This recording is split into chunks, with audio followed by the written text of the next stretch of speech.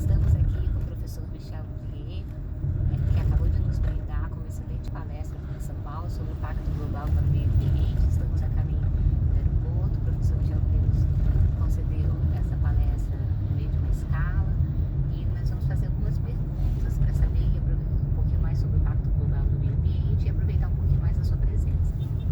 Professor Michel Vliet, quais seriam os mecanismos de melhoria contínua imaginados para o futuro em caso de aprovação do pacto, do terceiro pacto mundial, né, global pelo meio ambiente? Je te demande quels sont les mécanismes d'amélioration permanente que tu imagines si on a déjà l'approbation du troisième pacte global. C'est plutôt des indicateurs, c'est comment on va faire la surveillance de cette amélioration et aussi comment on va faire la surveillance de non-régression par les observateurs, mais imaginons que le pacte est déjà là. Qu'est-ce que tu penses? Comment on va développer tout ça? Bon, il y a deux aspects. D'abord, le fait qu'il n'y a pas de pacte maintenant, ça n'empêche pas qu'il faut continuer à proposer un instrument général sur l'environnement. Parce qu'il n'y a que des conventions sectorielles sur l'environnement, sur l'eau, sur l'air, la mer, les déchets, la biodiversité. Et c'est sectoriel. Il n'y a aucune convention générale. Oui, c'est vrai. Il n'y a que les principes de Rio et Stockholm, mais qui ne sont pas des conventions. C'est une déclaration. Donc en droit international général, il n'y a aucun texte commun sur les principes généraux.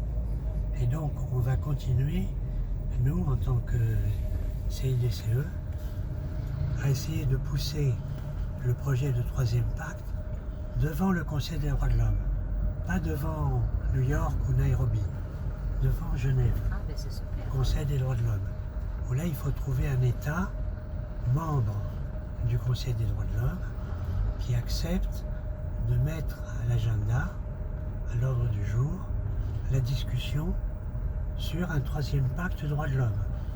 Donc nous on se présente non pas comme une convention nouvelle sur l'environnement, mais comme un troisième traité droits de l'homme. Parce que je pense que c'est plus facile de faire accepter par les politiques, par les gouvernements, des progrès sur les droits de l'homme que l'environnement, qui fait un peu peur. Dans les droits de l'homme, c'est un consensus presque plus facile. Universal et tout ça. Donc on va pousser notre projet sur le troisième pacte à Genève, sur le droit de l'homme.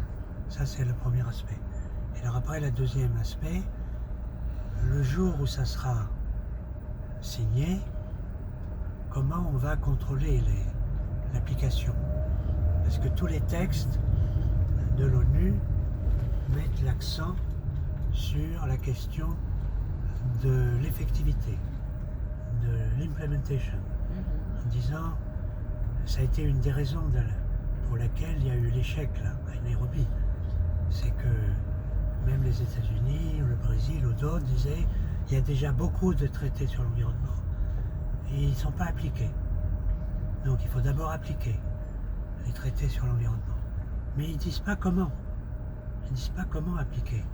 Personne ne sait comment. Bien sûr, des résultats. Et donc, nous, on propose un mécanisme scientifique pour contrôler l'application, qui sont les indicateurs juridiques, qui sont un moyen de suivre toutes les étapes de l'application du droit et qu'on peut quantifier, mesurer mathématiquement.